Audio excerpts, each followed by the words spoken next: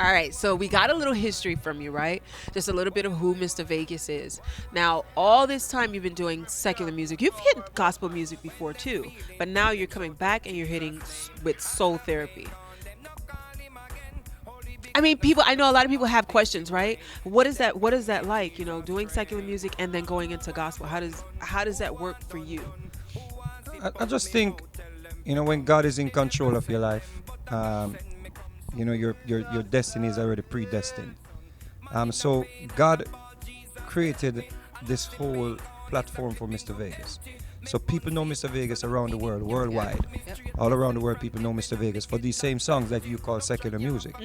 And these same people now are hearing Mr. Vegas speaking about, God, and speaking about why we should give praise, and speaking about the importance of giving thanks for life, the importance of giving thanks for just this breath that we take for granted.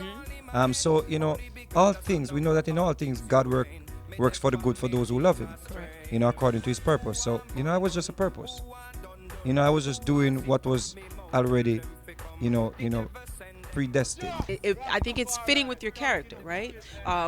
Just being brave, taking that stance, no matter what situation you're in. I'm gonna take a stance, and I say situation here because most artists are afraid to jump ship like that, and to say I'm gonna do both. And I'm not saying it's a bad thing. I think it's a great thing, because I think that's more people you get to reach out to, with everything that you do. Some people say, hey, I got to pick a choice, or I have to pick, a lane. Right. And you chose to do the opposite. I just think great artists, always evolve. Yeah. And I think just look at Buju Banton. Yeah. When Buju was doing hardcore dancehall Yeah. tracks.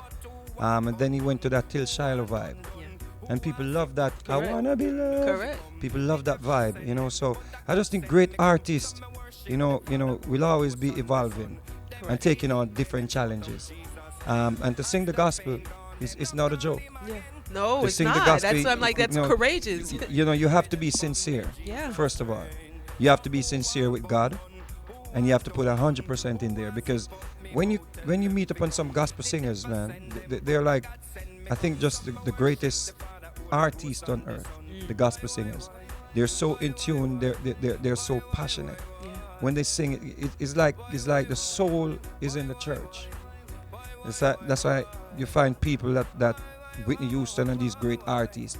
They If you move check people. their early days, they were in the church singing in the choir, stuff like that. When they So started. that is where the soul comes from, and people, deliver that soulfulness Were in, you in the raised? performance. Were you raised in church also when you Yes, were that was a younger? must in Jamaica. That was a must for us.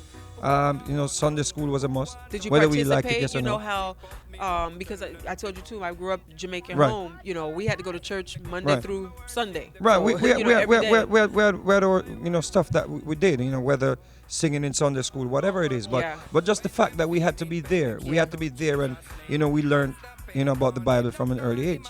We learned about praise and worship. We learned about the importance of giving thanks. And you know from what I an think early is age. amazing though too, that the transition that you're able to make, that Right.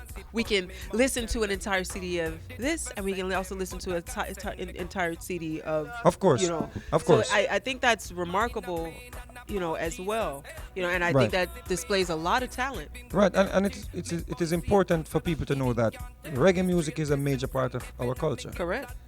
So for people to say, oh, because you're a Christian, you can't sing reggae music again and all these things, I just find that to be nonsense. Because for me, when I listen to Bob Marley, One Love, I think that is one of the greatest gospel songs of all time. Because when you speak about love, if you're speaking about love, if you're speaking about God, you can't speak about God if you don't have love.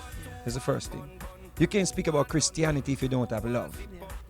Because love, is a universal language that everyone knows. Everyone, that's right, yeah. So when I listen to Bob Marley songs, I can't say Bob Marley was a secular artist. Bob Marley was singing, most of his lyrics were from the Bible. And that is what I embrace, about reggae music, positive Dennis Brown, positive Alton Ellis. I can't look at these icons and look at their music in a label them. negative manner. Correct, Or in these people are singing for the devil. So I find it to be rubbish when people try to box an Put you in a artist box. in and say, oh, if you're not singing about Jesus Christ, it's secular. You know, so I don't even. Do you see yourself just doing gospel at any point, or I see myself doing music. period? I see myself doing good, clean, positive music. Yeah. I'm not 19, 18 years old anymore. Right, So I right. don't need to be breaking it down anymore. Right. You see what I'm saying? You know how to break it down? Well, you know, singing Don't those worry type of about it. records, Don't you know, worry about it. Don't Hot worry Work about and it. broke it down on those records. Don't worry. You know? But I know people still enjoy those records. No, they do. Because Wait now, stick a pin. right, we're going to a break. Yes. We're going to a break. Ah, look at that. He's got it. We'll be right back, It's guys. always a good part. Like, oh, wait, stick it right here. We're going to make some money. You see?